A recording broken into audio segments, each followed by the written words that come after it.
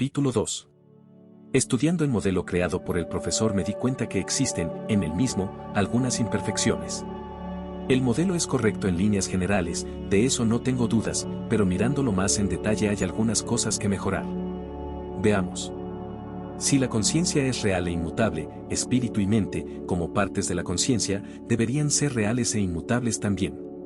Sin embargo, mente y espíritu no son inmutables ni eternos, sino que mutan y al final terminan extinguiéndose.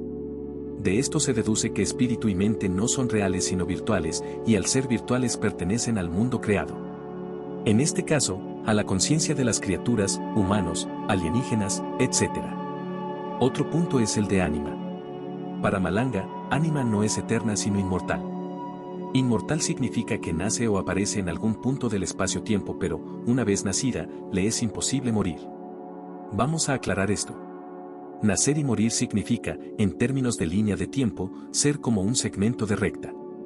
El segmento tiene un punto de partida y otro de finalización. Es finito y su magnitud es medible, sin importar qué tan grande sea esa magnitud. Un perro vive 20 años, un humano 90, una secoya 1000 y un alienígena puede que 3000, pero todos tienen que morirse algún día. Ser inmortal significa ser como una semi-recta. La semi-recta tiene un punto de partida pero no de finalización. Ánima aparece en el universo creado en un punto del espacio-tiempo, pero una vez que aparece no muere mientras el universo siga existiendo. Cuando se termina la vida del universo, ánima desaparece con él pues ya no tiene más experiencias que hacer. Si se acaba el universo se acaba también el tiempo. Por el contrario, si el universo, antes de morir, fuera reactivado de alguna manera, como cuando damos cuerda a un reloj, ánima seguiría su existencia teniendo más experiencias que realizar. Esto significa ser inmortal. Eterno significa ser como una recta. La recta no tiene principio ni fin. Ambos extremos alcanzan el más menos infinito si la imaginamos como una coordenada cartesiana, esas que estudiamos alguna vez en la escuela.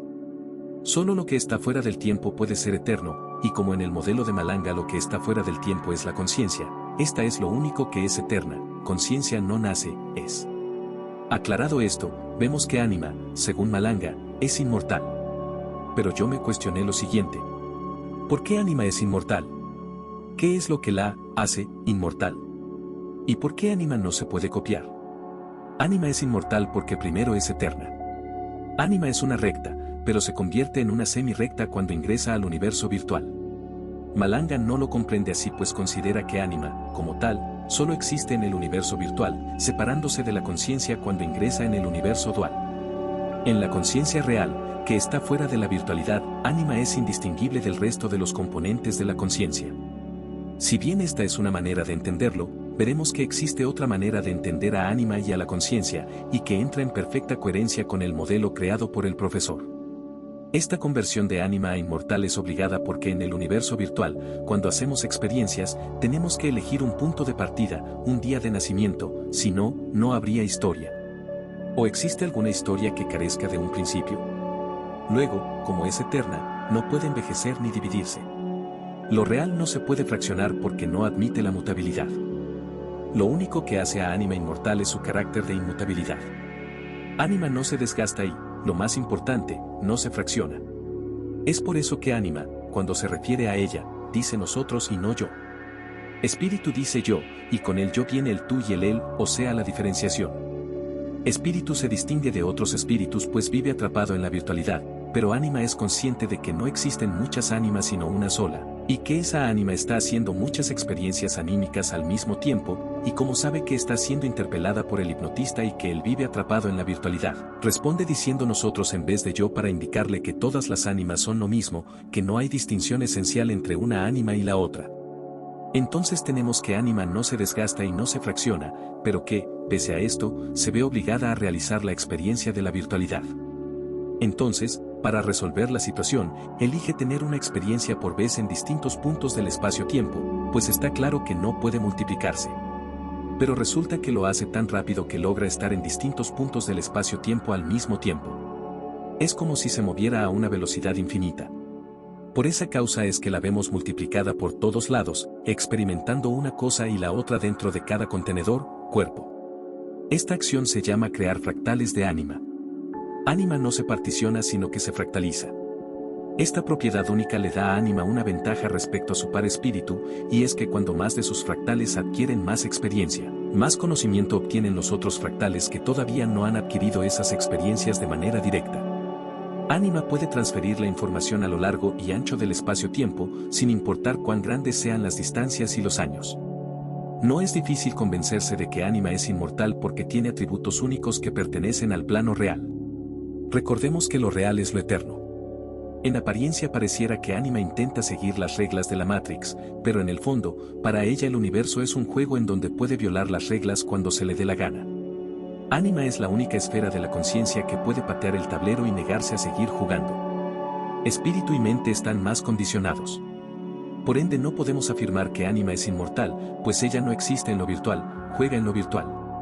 Y eso no es lo mismo. Concluimos que Ánima es eterna, que no tiene límites, pero que acepta ponerse límites cuando ingresa al universo creado.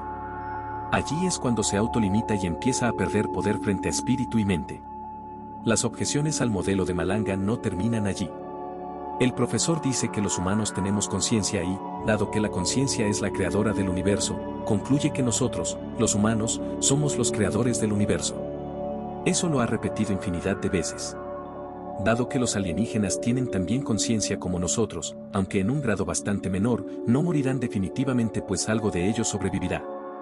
Pero existe algo que no cierra en su visión, y esta es que si los humanos fuéramos los creadores del universo cualquiera tendría una casa, un auto de alta gama, una chica o un chico guapo y $10 millones metidos en un banco. Ni siquiera estudiando la teoría de Corrado Malanga o haciendo el TCT podemos hacernos millonarios y comprarnos un planeta solo para nosotros.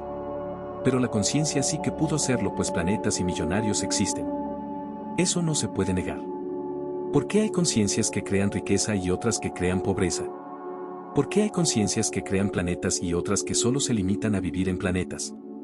Malanga, frente a esto, alude a la interferencia alienígena, si unos son ricos y famosos y otros son pobres e incógnitos es porque hay reptil metido. Pero las cosas no son tan así. El profesor ha confundido la conciencia creadora, que existe en el plano real y es única, con la conciencia de la criatura, que existe en el plano virtual y son muchas. Los humanos no tenemos una conciencia completa sino un fractal de esa conciencia total. Somos parte de la conciencia, no la conciencia. Esa es la causa de que nuestro poder creador esté limitado o sujeto a otras interacciones conscientes. Volveré a esto más adelante. Todas estas objeciones me obligaron a crear otro modelo de conciencia que es el que muestro en los gráficos. En dicho modelo, la conciencia está compuesta por fuerza, en vez de espíritu. Gnosis, en vez de mente. Ánima. Fuerza, en este modelo, se entiende como un principio de acción o principio de actividad que subyace en la esencia de la conciencia. Digamos que es lo más parecido a cuando uno habla de voluntad. La conciencia, intuitivamente, sabe lo que es moverse, actuar, pasar a la acción. No importa que, en un instante perceptivo, no esté haciendo absolutamente nada, como cuando estamos en una meditación profunda. La conciencia primordial puede pasarse la eternidad no haciendo nada de nada hasta que, en un instante cualquiera, se decide a hacerlo. Así, no es que la conciencia tiene espíritu, como dice el profesor Malanga, la conciencia sabe lo que es el cambio, lo que es pasar a la acción, solo que, para hacerlo, necesita crear condiciones virtuales, holográficas, para concretarlo. Es allí cuando nace el espíritu, que es el vehículo que utilizará la conciencia para llevar a cabo sus acciones. Dado que espíritu es el que ejecuta la acción en el universo creado y estas acciones tienen un principio y un fin, espíritu dejará de existir cuando su finalidad haya acabado. Es por eso que aunque fuerza es eterna, conciencia puede siempre reanudar sus acciones, espíritu no lo es. Espíritu acaba cuando acaba la acción. La fuerza se manifiesta en el espíritu pero también en lo que no es espiritual. Por ejemplo en la interacción de las partículas. La física nos habla de la existencia de 4 fuerzas fundamentales que otorgan movimiento al universo. Fuerza gravitatoria. Fuerza electromagnética. Fuerza nuclear fuerte. Fuerza nuclear débil. Además de esas fuerzas están, aunque no son reconocidas oficialmente, las fuerzas que rigen el funcionamiento de las células, fuerzas biológicas y las fuerzas mentales, que son fuerzas inteligentes. La diferencia entre una fuerza natural, física o biológica, y un espíritu es que este último es una fuerza consciente. Las fuerzas naturales no son conscientes de sí mismas, son campos de interacción de partículas. Estos campos han sido creados por alguna inteligencia. Hemos definido a fuerza como un elemento que pertenece al plano masculino. Fuerza es, en arquetipo, masculino, lo mismo que espíritu. Esto se debe a que fuerza está vinculada a la acción y su poder se expresa en la virtualidad. En el plano real fuerza carece de expresión, es inerte y no la necesitamos. Por gnosis entendemos a la fuente de todas las ideas habidas y por haber. Gnosis sería algo así como el nido de todas las ideas. Dado que gnosis pertenece al plano real, no existe en ella juicios ni definiciones. Gnosis es la idea que no podemos definir, dentro del plano virtual, pero que sabemos que existe porque tenemos conciencia y porque, gracias a ella, a esa cosa indefinible pero poderosa, podemos darle forma a nuestro mundo con ideas y constructos que conforman nuestro lenguaje. Esto que parece complicado se debe a que para definir un concepto, para emitir un juicio, necesitamos un marco de comparación, unos parámetros que nos permita formalizar, y está claro que estos parámetros no son reales sino arbitrarios, o sea virtuales. Las ideas aparecen cuando tenemos un esquema definido, un campo virtual de elementos. Aquí aparece la idea de campo, una idea que no es una idea porque existe solo cuando tenemos definido los elementos. El campo es un concepto que se ha vuelto fundamental en física avanzada. Un campo no es nada en sí mismo sino que representa la interacción de dos o más elementos. Podemos desconocer los principios ocultos que gobiernan un campo pero sí conocer cómo interactúan dichos elementos dentro del campo, eso se puede estudiar perfectamente. Por ejemplo, si uno dice arriba es porque está considerando la existencia de un abajo. No existe un arriba sin abajo. Pero uno podría decir atrás y adelante, o izquierda y derecha, o afuera y adentro si proponemos un cuarto grado de libertad. Estas ideas de un arriba y abajo nos remiten a la idea de dimensión, pero una dimensión no existiría sin la idea de un campo dimensional, pues poner las cosas arriba y abajo no es lo mismo que ponerlas a izquierda y derecha o atrás y adelante. Así que tenemos, primero, la idea abstracta de campo dimensional, idea que precede a una idea más concreta que es dimensión, una dimensión que a su vez se define cuando elegimos catalogar, arbitrariamente, las cosas de manera más familiar, arriba abajo, izquierda derecha, atrás adelante, etc. ¿Cuántas dimensiones puede contener un campo dimensional? Infinitos. ¿Cuánto espacio puede abarcar? El que quieras. Esto es lo que reside en la gnosis, la idea matemática del infinito. El infinito es una idea pura que no tiene mesura en el universo creado. Todo en el universo empieza y termina. Pero esta idea intangible del infinito existe en nuestra mente y nos permite crear cosas. El infinito es el poder de la conciencia, poder que nos indica que nuestras creaciones no tienen ningún límite. En efecto, solo en un campo de tamaño infinito podemos expandirnos todo lo que queramos.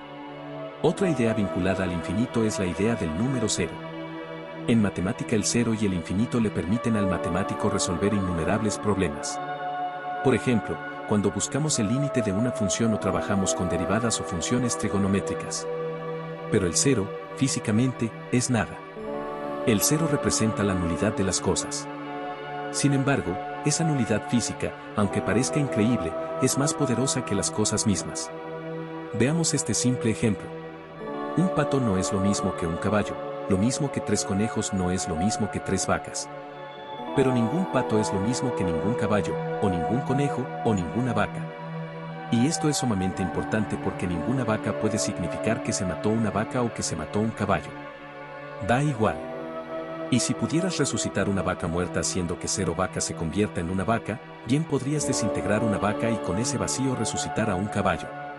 Todas las cosas surgen del vacío. Esto es justamente lo que hacen los magos frente al público cuando meten en la galera un pañuelo y sacan luego un conejo para sorpresa de todos. El mago no te está engañando, no intenta jugar con tu inocencia, te está enseñando un concepto fundamental que es la base de las matemáticas, esto es el significado del número cero. Y mientras los adultos piensan que ese truco intenta burlar la realidad, los niños se divierten con el truco porque saben que la mutabilidad de las cosas es real. Que la vida no es otra cosa que un extraordinario truco, una mentira bien hecha para engañar a tu conciencia. En el tarot, el mago es la primera carta. Si el mago te enseña matemática, el matemático hace magia con los números. Entender el mundo de los números te permite entender el universo creado y saber por qué la conciencia, tu yo profundo, creó el mundo usando los números.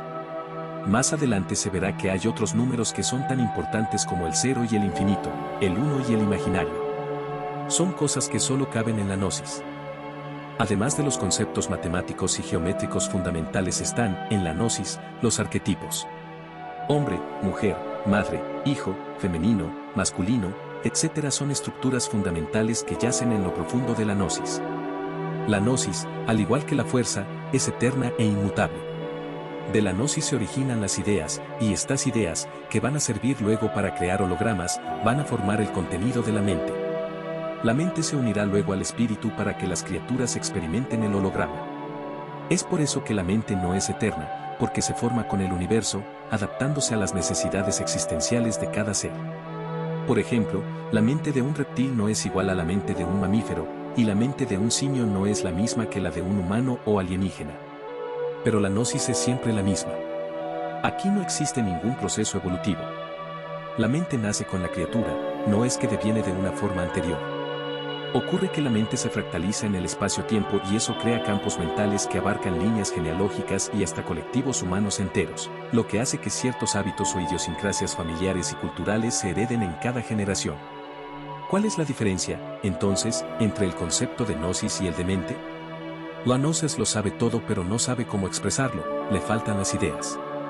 La mente tiene las ideas y sabe representar el universo creado, pero nunca alcanza a entender completamente la unicidad de las cosas. Posee la palabra, que es imperfecta, pero no tiene el conocimiento total. Adquirir el conocimiento absoluto implica tener que sacrificar el lenguaje, y eso, en el universo virtual, no se puede hacer, ya que éste está codificado en un lenguaje preciso. Esta es la razón de por qué se inventaron los mitos. El mito es un lenguaje que intenta expresar verdades profundas cambiando el significado ordinario de las palabras. Intenta unir los arquetipos, que son eternos, con los objetos, que son finitos. Es por eso que si a un mito lo interpretamos literalmente, suena absurdo, pero cuando se lo codifica correctamente, suena maravilloso. Uno de esos mitos es el de Adán y Eva del Génesis, por ejemplo, o el de la diosa Kali luchando contra Mahisha en el hinduismo. Ánima es la única parte de la conciencia que queda intacta, ya que ánima carece de rasgos virtuales. Por ánima entiendo esa esfera de la conciencia que es sentimiento puro. Ánima es lo que le permite a la conciencia experimentarse a sí misma y a sus hologramas. Ánima también tiene que ver con la creatividad, siendo la que elige la forma que tendrán las cosas creadas. Por ejemplo, un universo puede estar hecho de triángulos o cuadrados, puede tener 3 dimensiones o más. La mente puede explicar la estructura geométrica de esos universos, pero no puede explicar por qué están hechos de esa manera, por qué triángulos y 3 dimensiones y no cuadrados y 4 dimensiones. Los físicos se viven haciendo esa pregunta y por eso inventaron la teoría de cuerdas, como un intento de la mente humana para explicar lo que no tiene explicación. Así, el verdadero creador de la primera forma de universo virtual no fue una entidad masculina, como se enseña, sino femenina. La creadora del paraíso del Génesis fue Ánima, y el resto de las esferas de la conciencia hicieron de asistentes. Ánima es, en sí misma, felicidad. Fuera del universo creado, Ánima se parece a un orgasmo galáctico. Al estar libre de hacer experiencias puede experimentar la plenitud de su ser. Sin matices ni definiciones, ya que la conciencia está libre de ideas. Es cuando Ánima comienza a tener experiencias en el universo creado, que es virtual, donde empieza a autolimitarse. El universo creado la fractaliza, haciendo que ella, como una madre, pierda un poco de su felicidad inicial en aras del mundo y sus criaturas. Ánima, mientras más se fractaliza, más conciencia pierde de sí misma, y esto provoca que más se confunda con cosas que originariamente le eran ajenas. Es así como comienza a percibir al triángulo como algo diferente del círculo, pese a que en el plano inmutable de la gnosis el triángulo y el círculo son lo mismo, un punto. O el rojo distinto del azul, o el fa distinto del do, siendo que en el estado de conciencia primigenia todas las notas se oyen como una sola y la luz es de un blanco dorado potentísimo. Ya, cuando el componente masculino de la conciencia se separa de ella para formar el universo dual, la separación de la estructura tripartita, espíritu-mente-ánima, el fractal de Ánima experimenta el dolor porque no comprende lo que significa separarse. El dolor es el resultado de un conflicto que Ánima somatiza como una experiencia negativa. Allí el alienígena juega un rol clave. Y dado que Ánima puede experimentar el colmo de la felicidad cuando se siente unida y amada, puede experimentar el colmo del dolor cuando se siente partida en 1000 pedazos, lo opuesto. Así, el amor no es el resultado de un sentimiento egoísta que nos ata sentimentalmente a una persona, sino un estado de la conciencia en donde sus partes están integradas. Tal como dice Malanga, el amor es sentirse parte de todas las cosas que nos rodean, plantas, cielo, átomos, ya que en el estado primigenio de ánima todas las cosas están unidas. Ánima es feliz cuando experimenta la unicidad. Porque en la unicidad ella vuelve a ser la misma que fue. Sin embargo, sería injusto decir que el amor entre un hombre y una mujer es completamente ajeno al amor real. El hombre y la mujer son, antes que nada, arquetipos. Cuando los sexos opuestos se juntan, experimentan, de una manera imperfecta, esa conexión cósmica entre el yin y el yang, o, dicho de otra manera, entre ánima y espíritu. Es como si integraran la conciencia en el tiempo en que dura la relación. Esta idea del amor y el goce anímico nos lleva a la famosa idea de romanticismo. La sociedad rechaza el romanticismo porque lo juzga irreal o cínico. Esta visión es la mentalidad del alienígena que rechaza el romanticismo porque vive en la separación. Sin embargo, Ánima cree en el romance porque le recuerda su estado de unidad primigenia. Ánima sabe que el romanticismo es real y que el materialismo y el ego son partes de la virtualidad, o sea, falsos. Ánima se vincula con lo sensual, es por eso que inventó la energía. Cuando Ánima intenta conectarse con los objetos, necesita tocarlos, olerlos, mirarlos. Ese es el sentido de la energía. Si a los objetos le quitamos todas sus propiedades concretas, color, densidad, temperatura, sonido, no serían más que ideas de las cosas, pero no cosas. Las ideas puras pueden tener sentido para gnosis y mente, pero no para ánima. Veremos luego que las ideas puras tampoco tienen sentido para espíritu, que también posee la coordenada energía. A los físicos les cuesta mucho definir o explicar qué es la energía, pero gracias al modelo de Malanga las cosas resultan más fáciles. La energía no es más que una sustancia virtual que llena el espacio. Es como una especie de gelatina que conecta todas las cosas. Si imaginamos que el universo es como una foto, podemos imaginar que esa gelatina está distribuida según las pretensiones de cada objeto. Algunos necesitarán más gelatina que otros para existir. Por objeto podemos entender un átomo, molécula, bacteria, insecto, planeta. Dado que en el universo existe la coordenada tiempo, este fotograma se tiene que modificar. Y como es un sistema cerrado, no entra ni sale nada, esa modificación tiene que hacerse con los mismos elementos que componen la foto, o sea el universo. Así, la gelatina que une todos los objetos va cambiando su interacción, su estructura, su forma, su densidad, pero la cantidad total de la gelatina existente en la foto será la misma, pues recordemos que el sistema es cerrado. Einstein se dio cuenta que las partículas también estaban hechas de esta gelatina cósmica y lo expresó en su fórmula E igual a m por c al cuadrado. Cuando la conciencia lee el holograma siguiendo la coordenada tiempo, observa que la gelatina va cambiando junto con los objetos que se mueven, entra de un objeto a otro o es arrastrada cuando los objetos se desplazan. Es una gelatina dinámica. Como la mente tiene que describir la conducta de esta extraña gelatina, empieza a proponer ideas como energía cinética, energía gravitatoria, energía elástica, energía electromagnética. Incluso energía de la masa, la fórmula de Einstein que ya mostré. Dado que la mente se percata de que la gelatina no desaparece sino que se traslada de un lugar a otro, arrastrada por los objetos, incluso despedida de los cuerpos mismos, concluye que la gelatina no se pierde sino que se convierte en otra forma de gelatina, por ejemplo, la energía elástica de un resorte que se transforma en energía cinética cuando el resorte se estira y expulsa una bolita de acero. Cuando la mente descubre esto formula la primera ley de la termodinámica. La energía no se pierde, solo se transforma. Pero mente está equivocada, al menos parcialmente, porque ella debería preguntarse de dónde salió tanta energía para crear el universo entero. ¿La energía se creó o siempre estuvo allí? La energía salió de ánima, que la inyecta al universo a través de sus fractales. Por lo tanto, la parte anímica de la conciencia es la gran materializadora de todas las cosas. Sin la oportuna asistencia de ánima, los otros componentes de la conciencia no podrían crear nada. Digamos que ánima tiene la billetera, incluso los ladrillos para hacer la casa. Dado que las criaturas que viven en los mundos materiales, como el nuestro, se sienten vivas cuando están conectadas a un cuerpo y fluyen con la energía, ánima debería entonces ser considerada la dadora de vida y la madre de todas las cosas. Es aquí donde entra en acción la función de espíritu, que también posee la coordenada energía, al igual que ánima. Espíritu no crea la energía, pero está conectado a la energía y la domina para hacer su experiencia. Ser simplemente un espíritu es tener conciencia de la energía, de poder actuar y moverse en el espacio. También saber que las cosas cambian, es decir, tener conciencia del tiempo. Un espíritu sin una mente es un espíritu que carece de ideas. Normalmente los espíritus tienen mentes, pero no descartamos la existencia de espíritus sin mente. En otro libro veremos esto. Si la energía no tuviera conciencia sería energía a secas, es decir, física pura, pero cuando la energía es consciente de sí misma, por decirlo de alguna manera, es cuando se convierte en espíritu. Así, podemos comprender a los espíritus como seres energéticos carentes de un cuerpo, contenedor. Al carecer de un cuerpo no pueden hacer la experiencia del mundo material, esto es sentirse metidos o aprisionados en un envase. Eso no les impide acceder a un cuerpo cuando lo desean, los espíritus pueden alojarse dentro de un contenedor ya ocupado y tener acceso a las experiencias físicas, es decir, convertirse en huéspedes. Según Malanga, las mentes y los espíritus de las criaturas pueden ser copiados por los alienígenas.